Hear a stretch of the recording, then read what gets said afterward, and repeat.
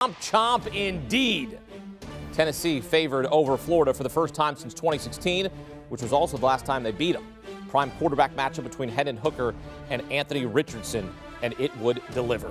Early second quarter, Richardson, play action, avoids the pressure, connects with Keon Zipperer. Breaks a tackle, barrels his way through two Tennessee defenders, and in for the touchdown, 44-yard touchdown. Florida up 7-3, their first passing touchdown of the season, and Richardson's first passing touchdown in 129 attempts. Then getting it done on the ground. Next Florida possession, second and goal, Richardson. He's in. Florida up 14-10. But Hendon Hooker answers. He would do so all afternoon. Just over a minute to go in the first half. Hooker, deep shot, caught by a diving Ramel Keaton. Go get it, young fella. 43-yard pickup. Oh, baby, what a catch. Full extension. Later in the drive, Hooker fakes the handoff psych, finds Brew McCoy. Touchdown. Tennessee up 17-14 at the half, capping a 12-play, 99-yard drive. Hooker, 313 total yards, one passing touchdown, one rushing touchdown in the first half. Richardson, 261 total yards, one passing, one rushing touchdown. Hooker keeps it going, third quarter, able to escape pressure, makes a couple defenders miss, knocked out of bounds after a 45-yard gainer there. Cameraman takes the brunt of the hit. Tennessee would pound it in a few plays later to make it 31-21. Defense looking to make a big stop. Early fourth quarter, Florida in the red zone. Richardson takes himself but gets stripped of the ball by Omari Thomas. Jeremy Banks jumps on top of it. Less than ideal timing for the Gators' first turnover of the day. Josh Heupel's fired up. Ensuing Tennessee drive, third and goal, Jalen Wright in for the score. Tennessee up 38-21 and covering the 11-point spread. Then it got crazy. Remember, the spread is 11. Just under 5 minutes left. Florida down 17, going for it on 4th and 2. Montrell Johnson Jr. in for the touchdown. Florida down 38-27. Currently a push. Florida bettors just need an extra point. But Billy Napier decides to go for two. Questionable decision there. And it falls incomplete. So it's a push. But Florida would get another chance. Need to march 71 yards in just over a minute. 39 seconds left now. Second and 10 at the 27. Richardson to Ricky Pearsall for the 24-yard gainer. 2 plays later. Let's go back to Pearsall.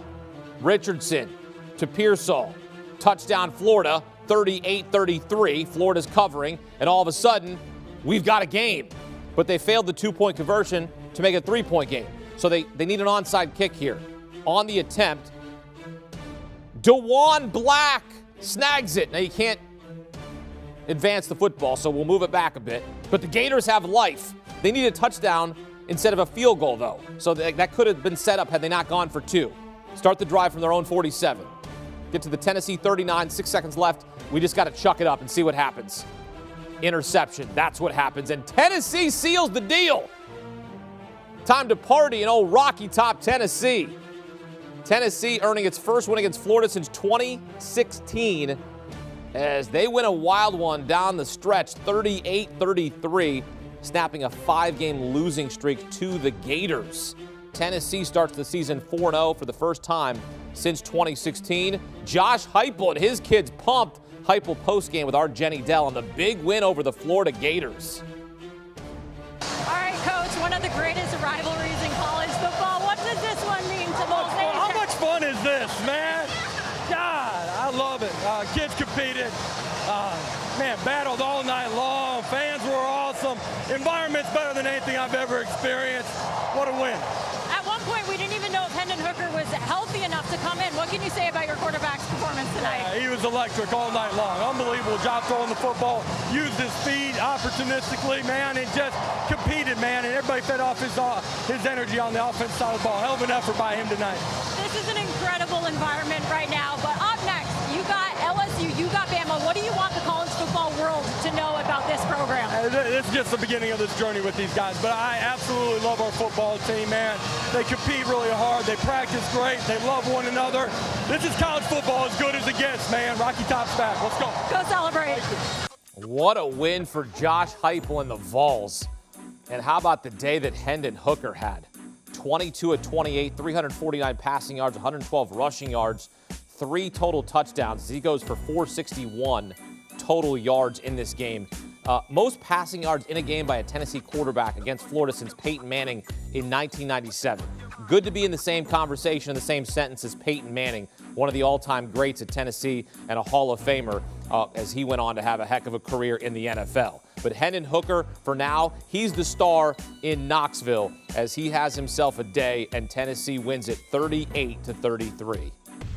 Get back out to Neyland Stadium there in Knoxville. Welcome the man who called this game, Brad Nessler. Brad, Hendon Hooker, a star in the making, 348 passing yards, the most passing yards by a Tennessee quarterback versus Florida since Peyton Manning in 1997. Finished with 461, 3 touchdowns total. You've seen Hendon before. What stood out to you on this day against the Gators? Well, he's matured so much, Hakeem, since last year, and I think he started his first game when we did them last year, and he's come a long way. He's comfortable in the system. He's a mature guy. He's almost 25 years old, so what he's done with Josh Heupel in this offense has been remarkable, and he got banged up today. He hurt his shoulder or something. He didn't want to really upper body injuries, all they would tell us, but he did that on one of the gains on the ground today. And, came back and showed his toughness. And, I mean, he was incredible. Both quarterbacks were unbelievable today. Hendon was just a little bit better. Yeah, Hendon Hooker is victorious here. And how about the record that he sets here? Program record, 213 consecutive passes without an INT. Tennessee beating Florida for the first time since 2016. Also, the Vols' last 4-0 start. Brad, could you see Josh Heupel's kids challenging Georgia and Kentucky in the SEC East? That's the story right now. I mean, this is a great win, really big win. And, they got the monkey off their back a little bit, having lost 5 straight in this series. But, the proof is going to be in the pudding and the rest of the schedule. They got LSU next, and then they've got Alabama, and they've got Georgia. And if Hendon Hooker can play like he did today against the big boys, one is in Athens, the Georgia game's in Athens, the other game, the Alabama game's here. Then you start talking. I know you guys are talking about the Heisman, and I try never to even look at that stuff until we hit November. But it's kind of hard when you see a performance like he had today to not start thinking about it. And so if he does the same thing, Alabama and Georgia, as he did today against the Florida Gators, who knows? I mean, they could have one of those miracle seasons that nobody saw coming. Everybody knew they were going to be better, and everybody thought that they could move up the notch, and kind of push Georgia, and just to have somebody in the East push Georgia. It's not going to be Florida apparently now, unless they do something in Jacksonville against the Dogs. But this was a coming out party for the Volunteer fans, and the 102,000 that were here today had a lot of fun. Yeah, it could be a magical season in Josh Heupel's second season there in Knoxville. Meantime, Billy Napier's first season in Gainesville. What's your evaluation of Napier and the Gators after 4 games? Beat Utah in their first game, then losses now to Kentucky and Tennessee. Yeah, they don't have a lot of depth, and so they had to pull all the stops out today. And I got to give Billy Napier credit. I don't know why he went for 2 on the second to last conversion attempt, because it could have been a field goal game. Could have come down to a kick at the end to tie the game. So I'm not sure about that. But, he pulled everything out of his hat today. He had the foot on the gas the whole time. And that's kind of exciting to watch. If you're just sitting at home and you don't care who wins, you're like, hey, I like that coach, man, because he's going for it on everything. They got a ways to go. He knows that. It's a work in progress. It's a new staff, new system, a lot of young players and not a lot of depth. So they've got a ways to go still. Yep, we will see how they finish out the year. But a big win, as you said, for Tennessee there on Old Rocky Top, beating Florida for the first time since 2016. Brad, we'll see you next week in Fayetteville. You got it, guys. Brad Nessler joining us here on CBS Sports HQ post-game of Tennessee and Florida. And next week, the SEC on CBS Game of the Week takes us to Fayetteville, Alabama and Arkansas, 3:30 Eastern on CBS. Alabama's won 15 straight over Arkansas, including last year's game when Alabama won 42-35 to clinch a spot in the SEC championship game. Bryce Young, of course, he went on to win the Heisman, 31 of 40, career-high 559 yards and 5 touchdowns in that one, as Alabama will look to beat Arkansas for a 16th straight time next Saturday on CBS. Geico, 15 minutes could save you 15% or more on car insurance. Visit geico.com to see how much you could save as we welcome back the 2-time Super Bowl champ and former Florida State standout Bryant McFadden. B-Mac, we spoke with Brad Nessler there, and in terms of the decision-making from Billy Napier, end of game, what did you think? Yeah, I had some concerns. Throughout the ball game, you heard what Brad mentioned in regards to the fourth quarter decision concerns. But what about right before halftime? What about that last offensive possession? He decided to call his third timeout on third down, which gave the Tennessee Volunteers life to really regroup, and they became aggressive and took a shot down the football field that led to a huge touchdown right before half. Your defense was already having some issues. Let's get through third down. Get a stop. If you get a stop, utilize your last timeout, Hakeem, on fourth down, on the punt. But wait to see if your defense can bowl their back up and get a stop. He didn't do that. And then, of course, we saw what happened, and Tennessee gets the ball right back out after halftime and score as well. So the entire flow of the ball game, me personally, when it came to critical decisions that your head coach needed to make, he didn't do well. Yeah, those last two touchdowns going for two, I get it on the last one, but the one before that to go for two there, that's kind of like, what are we doing, right? I mean, you're looking around and going, why are we doing this?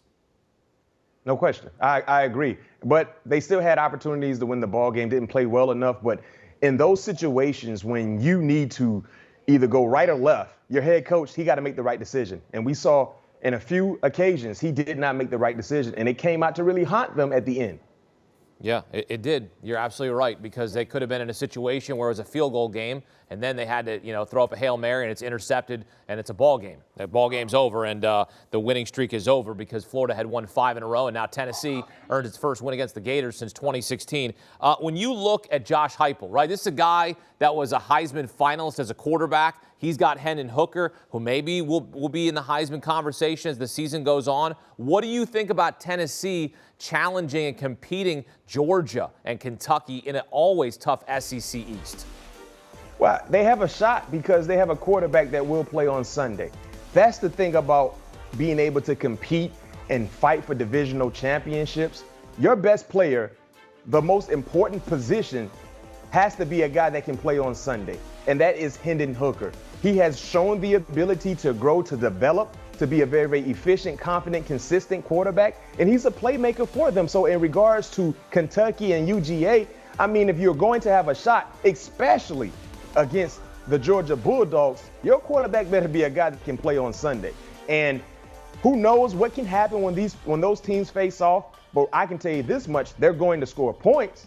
They will do that. They got to find a way to become better on the defensive side. They had some issues today, especially in the secondary. But their offense, they will score some points. So with that being said, it will always be an entertaining discussion until we see those teams face off. But they will have a chance. I can say that much. Yeah, they're off next week, and then they got LSU and then Alabama up next on their schedule. So certainly tough road ahead. You think Hendon Hooker is going to be playing on Sundays, huh? No question. Okay. I think so. I'm not going to say he would be a first round or a second round. I'm not going to throw out a round on him right now, but he has the talent to play on Sunday. You look at the last quarterback that Tennessee has had the luxury of getting to the next level, Joshua Dobbs. And I would say, based on what we've seen from Hendon Hooker, especially this year, he's been a better product at the quarterback position than Joshua Dobbs. I think he's been more explosive. I think he's been more efficient. And granted, the offense definitely helps him out because it caters to what he does best. So me personally, I think he will have a shot of playing on Sunday. Yeah, and it's all really going to come down to that game against Alabama. That's where the true measuring stick is. Like, they play LSU. If they can get past LSU, and that game's on the road at Baton Rouge, but then they come home to play the Tide. If they could somehow upset Alabama, then we're talking about a signature win. Then we're somehow in the conversation of magical season. I mean, that's really what could happen. And the thing about Tennessee and Hendon Hooker in regards to really showcasing what type of team they can be, they have the opportunities to do so. And Hendon Hooker and showing what type of quarterback can he be? Is he deserving of being in the conversation, in the Heisman conversation? He will have opportunities. You just talked about LSU, Alabama. You still got UGA. You still got Kentucky. They got big games, a lot of big games left on their schedule to showcase to the football world in college football. We have championship aspirations, definitely in the SEC, and we have a quarterback that can easily showcase who he is as a player to be in that Heisman conversation. So the road won't get easy for them going through the SEC. So if they're a legit team, they will have many opportunities to show all of us. Tennessee improving to 4-0 for the first time since 2016. Also the last time they beat the Florida Gators, and they get a big win at home on Saturday in the SEC on CBS Game of the Week. Do you want a sports network that delivers everything that matters about the game? The highlights, the picks, the instant analysis, no yelling, no fake debates, no politics. Hit the subscribe button and never miss a moment.